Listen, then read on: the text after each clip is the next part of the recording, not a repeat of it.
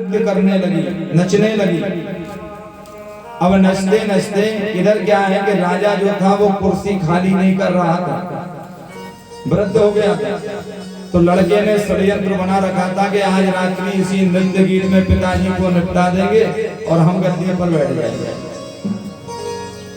इधर उसी राजा की लड़की, राजा किसी और राजा के साथ विवाह करना चाहता था, लेकिन लड़की किसी और को चाहती थी, तो उसने रात में घर से जाने की व्यवस्था बना रखी थी। यद्यपि राजा कुछ सहमत हो गया था कि ठीक है जहां तुम चाह रही वही विवाह करेंगे, लेकिन लड़की जल्दी विवाह करना चाहती। तो उसका भी ये मन था कि सब नृत्य गीत में लगे रहेंगे और इधर मैं रात्रि में निकल जाऊंगा। इधर गुरुजी भजन करने वाले आज सत्संग में कुसंग में पड़े।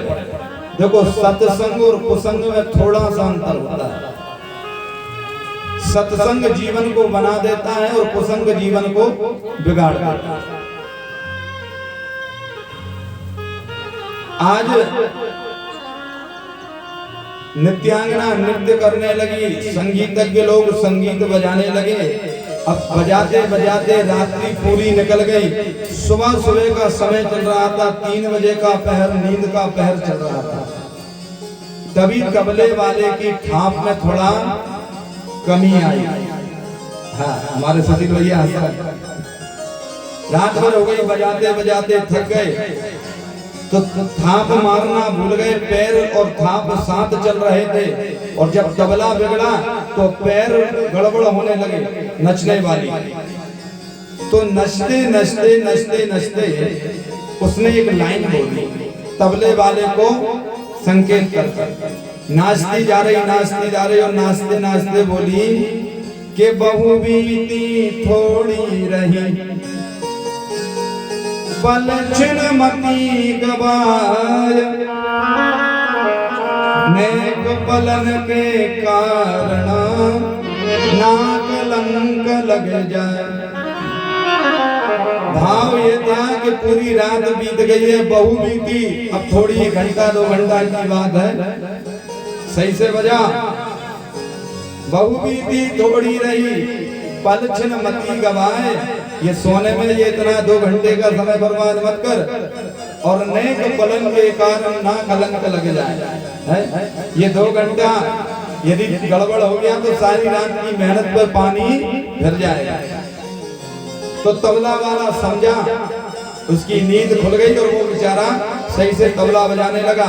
तभी गुरुजी आए और गुरुजी ने आज अपने माथे की पगड़ी उतारकर उस नचने वाली के चरणों में रखकर और रोने लगे।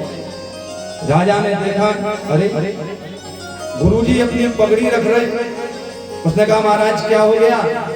ये तो नृत्यांगना है, छोटी सी नचने वाली, इसके चरणों में अपनी पगड़ी क्यों रख रहे? गुरुजी ने कहा इसने मुझे बहुत अच्छा ज्ञान दिया, मैंने इसे मन ही मन गुरु बना दिया। उसने कहा क्या ज्ञान दिया महाराज? उसने कहा बहु बीती थोड़ी रही, पल क्षण मती गवाए, और नेक पलन के कारण ना कलंक लग गया। अरे महाराज पूरी जिंदगी हो गई जंगल में भजन करते करते, तुम कहाँ ये राजा के संग में आए? इस एक कर्म के कारण तुम्हारी जिंदगी भर की मेहनत विफल हो जाएगी। आज तेरे राज का प्रभाव देखकर मैं आ तो गया, लेकिन इस नृत्यांगना ने मुझे जीवन की राह बता दी, इसलिए अब ये मेरी गुरु है। और गुरुजी वहीं से जंगल की ओर चले गए, फिर वापस लौट कर। इधर जो लड़का था उसने गले में 9 का हार पड़ा था मणियों का, निकाल कर नृत्यांगना के ऊपर फेंक दिया। तो राजा ने पूछा कि इतना कीमती हार तुमने इसे क्यों दिया? तो उसने कहा पिताजी ये मेरी भी गुरु है। क्यों? आज रात्रि में मैं तुम्हें मारने वाला था, जान से मरवा देता और गद्दी पर बैठ जाता, परंतु इसके एक शब्द ने मेरा जीवन परिवर्तित कर दिया कि बहु बीती थोड़ी रही, पल क्षण मती गवाए, नेक पलन के कारण ना कलंक लग जाए। इसकी इस लाइन ने बताया कि पिताजी की कितनी उम्र शेष रही रहेंगे तो 2-4 साल ही जिंदा रहेंगे, यदि षड्यंत्र के द्वारा मार दिया, गद्दी पर बैठ तो जाएगा, लेकिन ये कलंक माथे पर लग जाएगा कि पिता को मारकर गद्दी पर बैठ। तो जब इतनी बीत गई तो 2 साल और सही। और आज लड़के ने उस वैश्या को, नृत्यांगना को अपना गुरु माना। इधर लड़की ने भी अपने आभूषण उतार कर उसे दे दिए। और पिता ने पूछा कि तूने क्या किया, तूने क्यों दिए?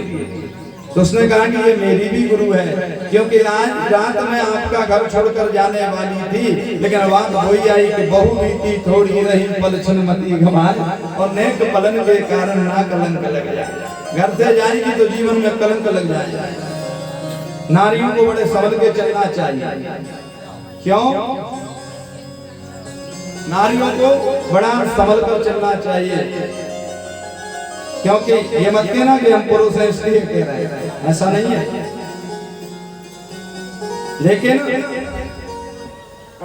नारी एक बार सीमा रेखा से बाहर चली जाएगी तो भगवान राम भी न्याय नहीं दिला पाए।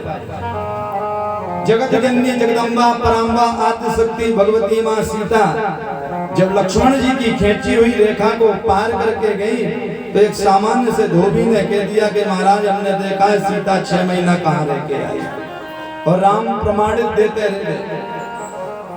इसलिए नारी को बड़े संभल कर चलना चाहिए। नारी तीनों अवस्थाओं में परबंधन में रही है। जब बचपन में थी तो पिता के संरक्षण में रही, युवा अवस्था में पति के संरक्षण में रही, और वृद्ध अवस्था में पुत्र के संरक्षण में रही। इसलिए नहीं कि कोई प्रतिबंध है, नहीं, नारी का सम्मान बड़ा है। जितने युद्ध हुए हैं नारी पर से हुए, चाहे वो रामायण का हो या महाभारत का। इसलिए नारी की गरिमा बहुत बड़ी होती है।